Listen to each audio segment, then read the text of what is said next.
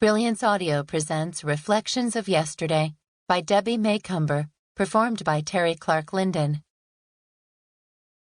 An iridescent moon lit up the sky above Groves Point, South Carolina.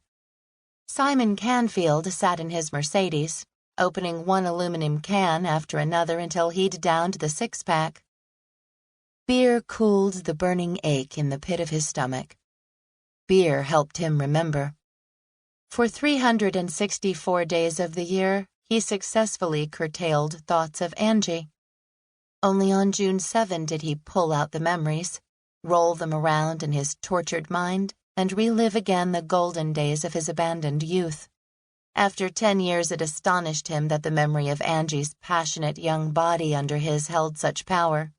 Closing his eyes produced a flood of images and a sensation of almost painful pleasure.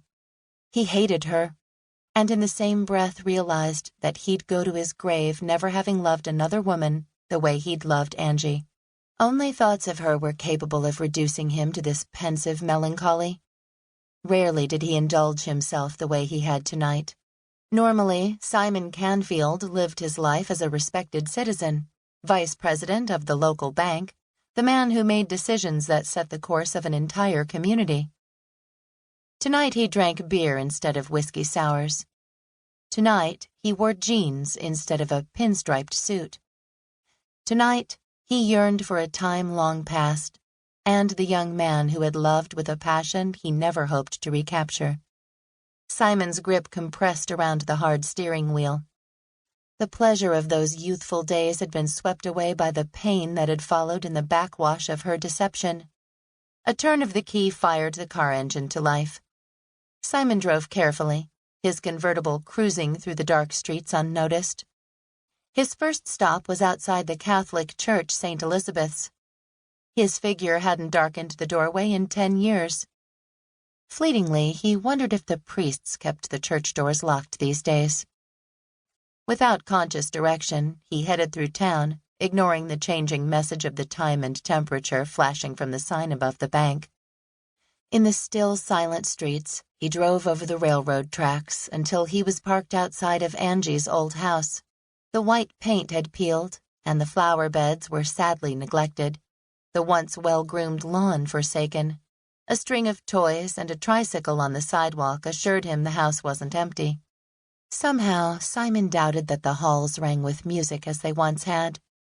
A surge of anger rose within him until the taste of bitterness erupted in his mouth. He'd wanted children even then. They'd talked about what they would do if Angie were to have a baby.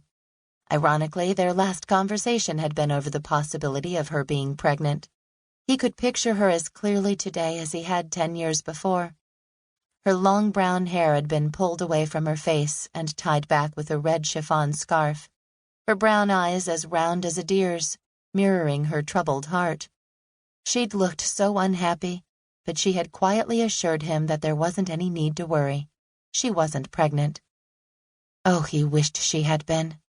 Now there would be no children for him. He was 27, and with one disastrous marriage in his wake, he wasn't about to try again. He'd like to blame Angie for that fiasco, but he was the one foolish enough to marry a woman he didn't love, and he had paid dearly for the mistake. He wouldn't marry again. The ache grew within him until his chest hurt with the intensity of it. Dear sweet heaven, he'd loved Angie.